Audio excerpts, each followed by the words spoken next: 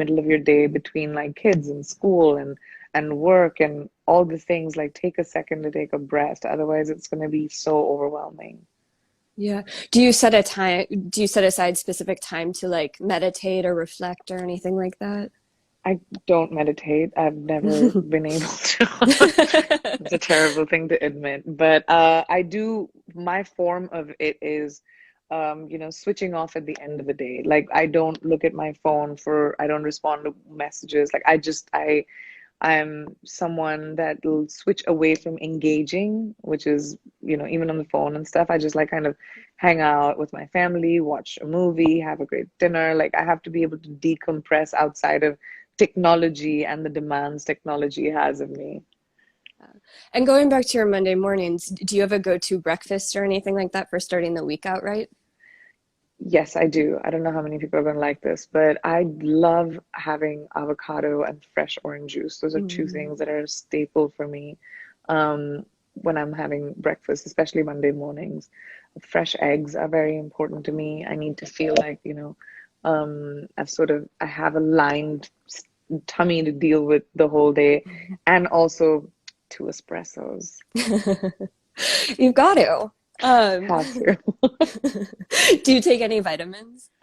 Yes, I do. I have a multivitamin and immunity tablet, and I have a superfood tincture from the well, Mm, which is amazing and full of all the good things that your body sort of needs.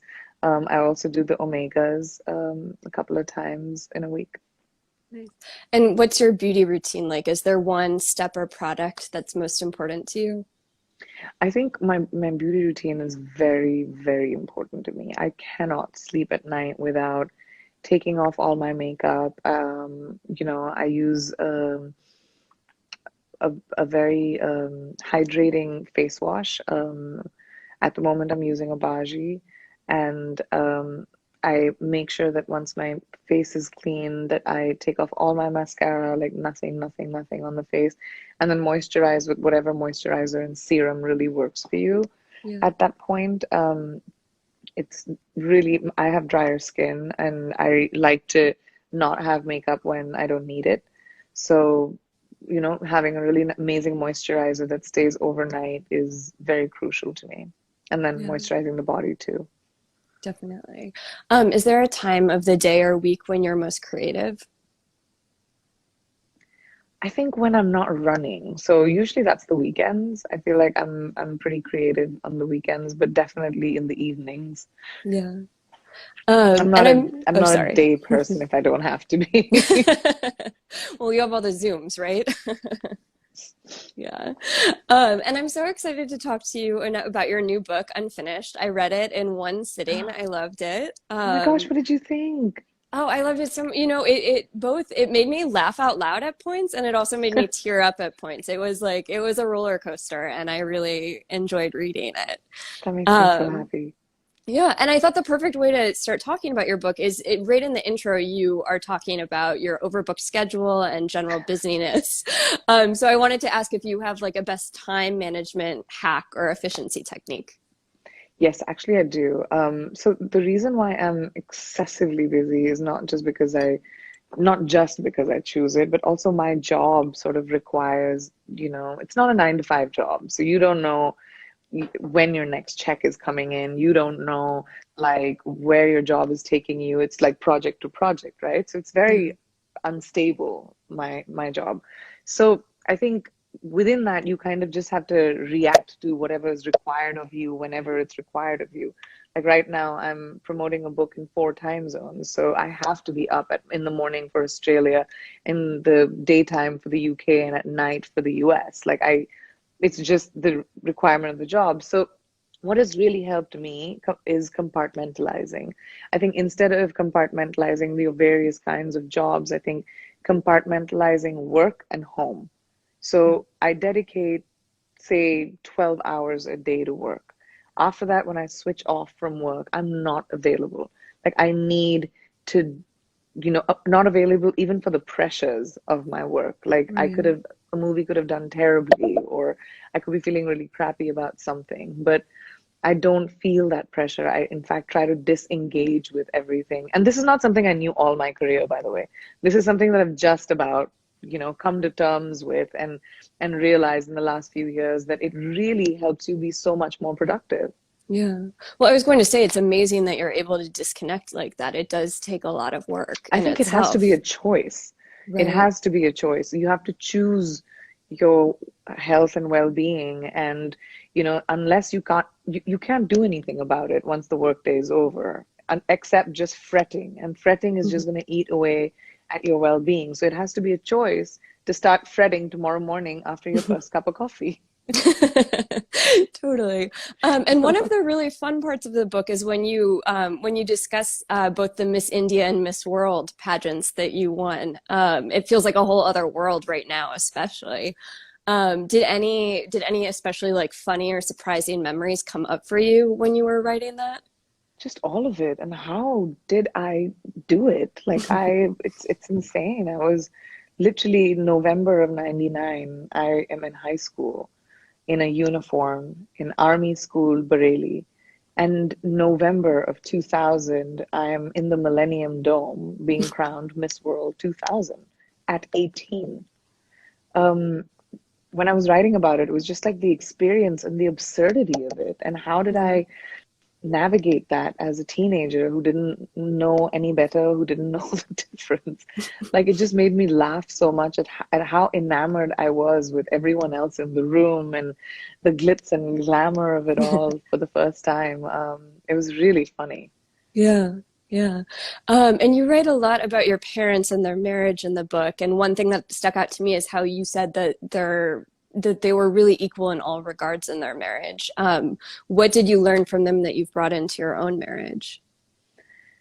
Having an equal partnership, I think, is very Yeah, important. I've always seen that with my parents, and I've seen that with Nick's parents too, actually.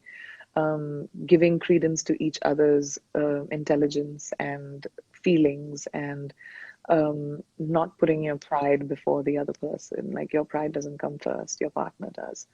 And also being the other one's cheerleader, knowing when you have to pick up the pieces so that somebody else can fly, so your partner can fly. I think that's really important. I saw a lot of that with my parents. Like my dad would take on my mom's work when she needed to do something else, and vice versa. And that's something that, naturally me and my husband sort of gravitated towards. But also, we were blessed having seen our parents have a marriage of equals in both our lives. yeah. It's so cool that you both came from that same place. Yeah, for sure. Yeah. Thankfully. Yeah. And something that was really unique about the book, I thought, was that you don't shy away from describing experiences that weren't as successful for you, like trying to launch a music career in the US. And you don't like try to put a rosy spin on it or even like paint a lesson from it or anything like that. Um, how did you develop this kind of like level of comfort with like quote unquote failure? I hate failure, just like everyone else. But I think that in my job, which is so transient, and literally um, every single project, is only success or failure. There's nothing in the middle, right? It's not like, Yeah. yeah, it did okay. It doesn't matter if it did okay. Every single thing, did it fail or did it succeed? So Yeah. now, almost 20 years in the business, I had to quickly come to terms with the fact that if I was going to let failure pull me down, I would drown very soon. And when it comes to sinking or swimming, I'm always going to be the one who tries to swim, um, until I can't.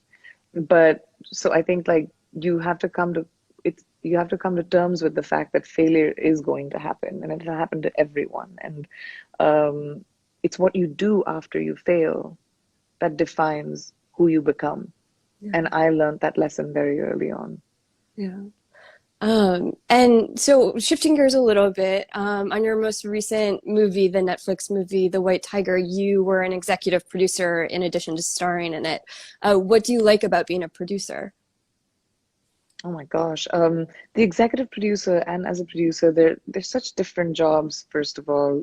As an EP on The White Tiger, it was my job to make sure that the film didn't get in the put in the box of a genre movie or an Mm. independent movie.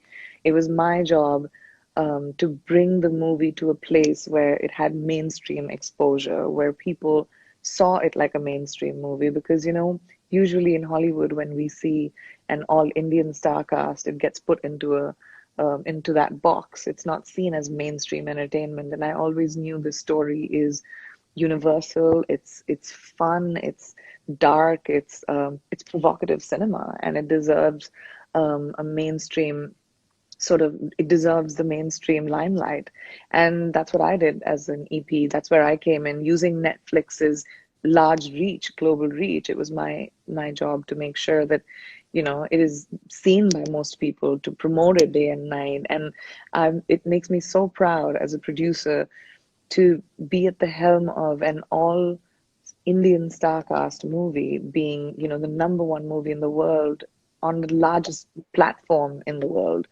And that's historic, and it makes me so proud.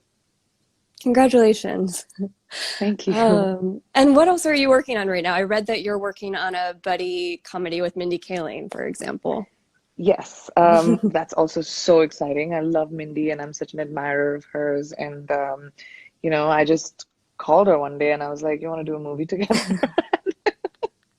And she said, Amazing. um, and she said, "Let's meet for lunch." We did. We talked about the kind of movie we wanted to do, and she got really excited, and she said she'd write it. And now we finished writing it, and I'm filming till the end of this year, so I'm hoping to be able to shoot it next year. But it's very, very exciting. That movie is going to be so fun. Yeah. And what are you reading and watching right now?